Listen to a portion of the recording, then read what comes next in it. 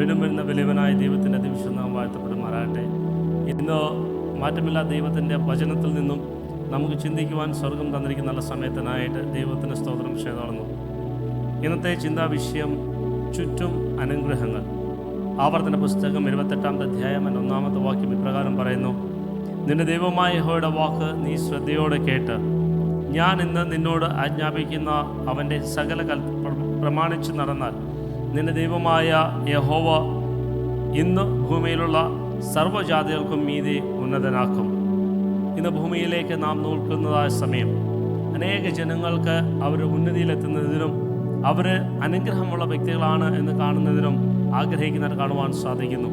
2022 അമേരിക്കയിലെ ഗവേഷകർ ഒരു പഠനം നടത്തിയതായ സമയം ഈ ഭൂമിയിൽ എത്ര പേര് നന്നായി ജീവിക്കുന്നു എന്നതിനെക്കുറിച്ച് പഠിക്കുന്നതിന് വേണ്ടിയിട്ട് അവർ ഏകദേശം $13 ബില്യൺ അതിനുവേണ്ടി ചിലവാക്കി എന്ന് കാണുവാൻ സാധിക്കുന്നു. നമ്മൾ ഈ ലോകത്തിലേക്ക് വീണ്ടും നമ്മൾ ചിന്തിക്കുകയും നാം നമ്മളെ തന്നെ അതിൽ ഉൾപ്പെടുത്തി നാം വീക്ഷിക്കുകയും ചെയ്യുമ്പോൾ പല വ്യക്തികൾക്കും അവരുടെ ജീവിതത്തിൽ അനുഗ്രഹമുള്ളവരായി തീരുവാനും പല വ്യക്തികളും അവരുടെ ജീവിതത്തിൽ സന്തോഷത്തോടും സമാധാനത്തോടും കൂടി ഇരിക്കുവാൻ വേണ്ടി അവർ ആഗ്രഹിക്കുന്നു. ഇന്ന് ഭൂമിയിൽ ആ സന്തോഷം കണ്ടെത്തുവാൻ പലരും പല പ്രവൃത്തികളും ചെയ്യുന്നതായിട്ട് കാണുവാൻ സാധിക്കുന്നു. അവർ സമ്പാദിക്കുന്നതിന് വേണ്ടിയിട്ട് നല്ല മാർഗങ്ങളും ചീത്ത മാർഗങ്ങളും തിരഞ്ഞെടുക്കുന്നതായിട്ട് കാണുവാൻ സാധിക്കുന്നു.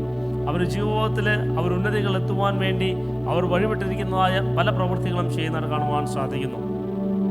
പക്ഷേ ദൈവത്തെ സ്നേഹിക്കുന്നതായ ദൈവത്തിൻ്റെ ജനങ്ങൾക്ക് യഹോവ കൊടുക്കുന്നതായ വലിയൊരു ഉപദേശം എന്ന് പറയുന്നത്, നാം ഈ ഭൂമിയിൽ അനുഗ്രഹമുള്ളവരായി തീരണമെങ്കിൽ, നാം ഈ ഭൂമിയിൽ മറ്റുള്ളവരുടെ മുന്നിൽ യഹോവയുടെ മക്കളാണ് എന്ന് നമ്മൾക്ക് പറയുവാൻ സാധിക്കണമെങ്കിൽ അവൻ്റെ കൽപ്പനകളെയും പ്രമാണങ്ങളെയും അനുസരിച്ചാൽ നാം ഏറ്റവും അനുഗ്രഹിക്കപ്പെട്ടവരാണ് എന്ന് കാണുവാൻ സാധിക്കുന്നു. ആവർത്തന പുസ്തകം 28-ാമത്തെ അധ്യായം അതിൻ്റെ 3 മുതൽ 6 വരെയുള്ള വാക്യങ്ങൾ നമ്മൾ വായിക്കുന്ന സമയം യഹോവയെ ദൈവം മോശയോട് കൽപ്പിക്കുന്നതായ കാര്യങ്ങൾ ഇത് തന്നെയാണ്. അവൻ്റെ എല്ലാ കൽപ്പനകളെയും ജാഗ്രതയോടെ പാലിക്കുന്നവർക്ക് കർത്താവ് അനുഗ്രഹങ്ങൾ വാഗ്ദാനം ചെയ്യുന്നതായിട്ട് നമുക്ക് കാണുവാൻ സാധിക്കുന്നു. ഇവിടെ ദൈവം മോശയോട് പറയുന്നതായ കാര്യം ഇത് തന്നെയാണ്. അവൻ്റെ എല്ലാ കൽപ്പനകളും ജാഗ്രതയോടെ പാലിക്കുന്നവർ കർത്താവ് അനുഗ്രഹങ്ങൾ വാഗ്ദാനം ചെയ്യുന്നു എന്ന് നാം വായിക്കുന്നു. ആവർത്തന പുസ്തകം 28-ാമത്തെ അധ്യായം അതിൻ്റെ 3 മുതൽ 6 വരെയുള്ളതായ വാക്യങ്ങളിൽ യഹോവയെ ദൈവം മോശയോട് പറയുന്നതായ ഏറ്റവും വലിയ അനുഗ്രഹം മനുഷ്യന് കൊടുക്കുമെന്ന് ദൈവം പറയുന്നത് അവൻ കൽപ്പനകളെ അനുസരിക്കുമ്പോൾ മാത്രമാണ്. ആ അനുഗ്രഹം എന്ന് പറയുന്നത് അവൻ്റെ വീട്ടിലുള്ളതായ എല്ലാ സാധനങ്ങളിലും അവൻ അനുഗ്രഹിക്കപ്പെടുമെന്ന് കർത്താവ് പറയുന്നു.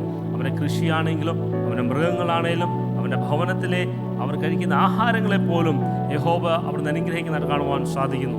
ഇന്ന് ഭൂമിയിൽ നാം പലപ്പോഴും ചിന്തിക്കുന്നത് ഞാൻ എപ്രകാരം അനുഗ്രഹിക്കപ്പെട്ടാകണമെന്ന് നമ്മൾ ചിന്തിക്കുകയും നാം അതിനുവേണ്ടി പ്രയത്നിക്കുകയും ചെയ്യുമ്പോൾ നമ്മൾ പലപ്പോഴും വിസ്മരിച്ചു പോകുന്നത് ദൈവത്തിൻ്റെ കൽപ്പനകളെ നാം അനുസരിക്കാതെ ഇരിക്കുന്നതാണ്.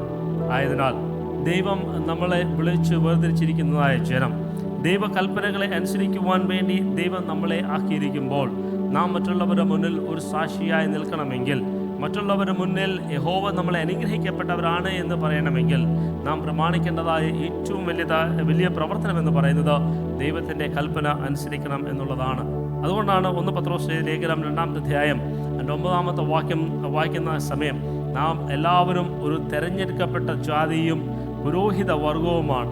അപ്പോൾ നാം തെരഞ്ഞെടുക്കപ്പെട്ടിരിക്കുന്ന വ്യക്തികളാണ് എങ്കിൽ, നാം ദൈവത്താൽ അനുഗ്രഹിക്കപ്പെട്ടിരിക്കുന്ന വ്യക്തികളാണ് എങ്കിൽ നിശ്ചയമായിട്ടും നമ്മുടെ ജീവിതം മാതൃകയുള്ളതായിരിക്കണം. ആ മാതൃകയുള്ളൊരു ജീവിതം നമ്മൾ നയിക്കുന്നുവെങ്കിൽ നമുക്ക് ചുറ്റുമുള്ളത് അനുഗ്രഹിക്കപ്പെടുമെന്ന് യഹോവ പറയുകയാണ്. ഇത് നമ്മുടെ ജീവിതത്തിൽ നാം ബലഹീനനാണ് എന്ന് നമ്മൾ തോന്നുന്നുവെങ്കിൽ, ഇന്ന് നമ്മുടെ ജീവിതത്തിൽ നമ്മൾക്ക് ഇനിയും ദൈവത്തിൻ്റെ നന്മകളും അനുഗ്രഹങ്ങളും പ്രാപിക്കണമെന്ന് നമുക്ക് തോന്നുന്നുവെങ്കിൽ, ഇനിയും എൻ്റെ ജീവിതത്തിൽ ഞാൻ ഏറ്റവും ഉന്നതികളിൽ എത്തണമെന്ന് നമുക്ക് ആഗ്രഹമുണ്ട് എങ്കിൽ, നമ്മൾ മാത്രമല്ല നമ്മുടെ കുടുംബങ്ങളിലും നമ്മുടെ ഭവനങ്ങളിലും ഉള്ള ഓരോ വ്യക്തികളും അനുഗ്രഹിക്കപ്പെടണം എന്നുണ്ടെങ്കിൽ വചനം നമ്മളോട് പറയുന്നതായ കാര്യം അവൻ്റെ കൽപ്പനകളെയും പ്രമാണങ്ങളെയും നാം അനുസരിക്കുക, നാം എല്ലാവരും അനുഗ്രഹിക്കപ്പെടും. ഇന്ന് നമ്മുടെ ജീവിതത്തിൽ നാം അപ്രകാരം ഒരു ജീവിതം നയിക്കുന്നില്ല എങ്കിൽ, നാം ഇന്ന് അപ്രകാരം ഒരു ദൈവികമായിരിക്കുന്നതായ പ്രമാണങ്ങളെ അനുസരിക്കുന്നില്ല എങ്കിൽ നമുക്കൊരു തീരുമാനമെടുക്കാം. ദൈവമേ, ഇന്ന് ഞാൻ അങ്ങയുടെ കൽപ്പനകളും പ്രമാണങ്ങളും അനുസരിച്ചുകൊണ്ട് ജീവിക്കാം. എൻ്റെ ജീവിതം ഏറ്റവും ഉള്ളതാണ് എന്ന് മറ്റുള്ളവർക്ക് വേണ്ടി കാണിച്ചു കൊടുക്കുവാൻ അങ്ങനെ ബലപ്പെടുത്തണം, ശക്തീകരിക്കണമേ എന്ന് നമുക്ക് പ്രാർത്ഥിക്കുകയും ചെയ്യാം. നമ്മുടെ കണ്ണുകൾ അടച്ച് നമുക്കൊരു നിമിഷം നമ്മളെ സമർപ്പിച്ച് നമ്മുടെ ജീവിതത്തിലെ മാറ്റങ്ങൾക്ക് വേണ്ടി നമുക്ക് ദൈവസന്നിധിയിൽ പ്രാർത്ഥിക്കാം. മഹോന്നതനും പരിശുദ്ധനുമായിരിക്കുന്ന വാഴ്ത്തപ്പെട്ട ദൈവമേ, ഇന്ന് അടിയങ്ങൾ കേട്ടതായ വചനത്തിനായി സ്തോത്രം. അടിയങ്ങൾ പല സന്ദർഭങ്ങളിലും അങ്ങയുടെ കൽപ്പനകളും പ്രമാണങ്ങളും അനുസരിക്കാതെ ഭൗതികമായിരിക്കുന്ന നേട്ടങ്ങളിലേക്ക് അടിയങ്ങൾ നെട്ടോട്ടം ഓടുകയും പല സന്ദർഭങ്ങളിലും അടിയങ്ങൾക്കത് ദുഃഖത്തിൻ്റെയും പ്രയാസത്തിൻ്റെയുമാണ് എന്ന് അടിയങ്ങൾ അറിയുന്നു. എങ്കിലും ഇന്ന് അടിയങ്ങൾക്ക് വചനത്തെ അനുഗ്രഹിക്കൽ സ്തോത്രം. ഒരു മാനസാന്തരത്തിനായി യഹോവയെ അവിടുന്ന് വിളിക്കിയാൽ സ്തോത്രം. അടിയങ്ങളുടെ ജീവിതം അങ്ങയുടെ സന്നിധിയിൽ സമർപ്പിച്ചുകൊണ്ട് അങ്ങയുടെ പ്രമാണങ്ങളെ അനുസരിച്ച് ജീവിക്കുന്നുവെങ്കിൽ അടിയങ്ങൾ ഉള്ളവരായി തീരുകയും മറ്റുള്ളവർക്ക് സാക്ഷിയായി നിൽക്കുവാനും അവിടുന്ന് അടിയങ്ങൾക്ക് ഒരുക്കിയ സ്തോത്രം ചെയ്തോളുന്നു. ആകയാൽ അടിയങ്ങളെ ഇന്ന് കഴുകി ശുദ്ധീകരിക്കണം. അടിയങ്ങളുടെ ജീവിതത്തിൽ മാറ്റങ്ങളുടെ ഒരു അനുഭവം ഉണ്ടാകുവാൻ അങ്ങയുടെ പ്രമാണങ്ങളനുസരിച്ച് ജീവിക്കുവാൻ അടിയങ്ങളെ ബലപ്പെടുത്തണം. അടിയങ്ങൾ കേട്ട വചനത്തിലെ സ്തോത്രം. അടിയങ്ങളെ ബലപ്പെടുത്തണം, ശക്തീകരിക്കണം. ക്രിസ്തുയേശു മാത്രം വലിയ പ്രാർത്ഥിക്കണം പിതാവേ. ആമേൻ.